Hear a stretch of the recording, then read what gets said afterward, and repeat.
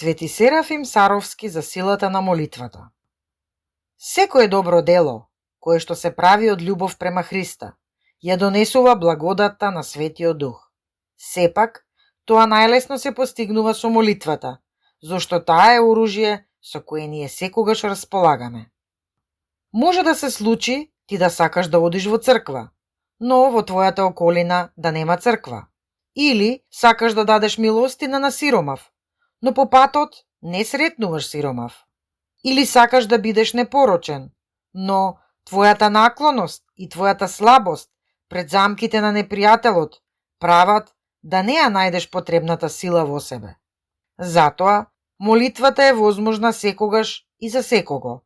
За богатиот и за сиромавиот, за учениот и за простиот, за силниот и за слабиот, за праведниот, но и за грешниот.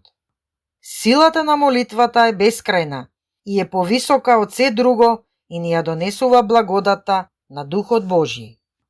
Молитвата не оспособува да можеме да разговараме со милостивиот и животворен Господ. Но ние треба да се молиме до оној момент кога Господ преку својата благодат ќе влезе во нас. Кога тој е во нас, молитвата мора да престане, бидејќи исполнета. Дојди и всели се во нас, очисти не од секоја нечистотија и спаси ги благи душите наши. Сега тој не учи што треба да правиме понатаму. Твојата цела наука се состои во тоа. Целото свое внимание да го усредоточиш на тоа.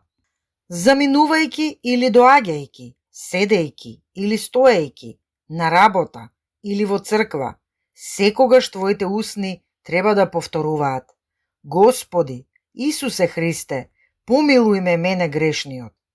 Со оваа молитва во срцето, ти ќе најдеш внатрешен мир и чистота на душата и телото. Кога ќе започнеш со оваа молитва, собери ги сите внатрешни сили на духот и поврзи ги со моќта на срцето и истрај внимателно, додека Господ со својата благодат не го загрее твоето срце и се соедини во еден дух со тебе. Тогаш, внатрешната молитва ќе стане извор на жива вода, која непрестојно тече и тебе непрестојно те храни и те оживува.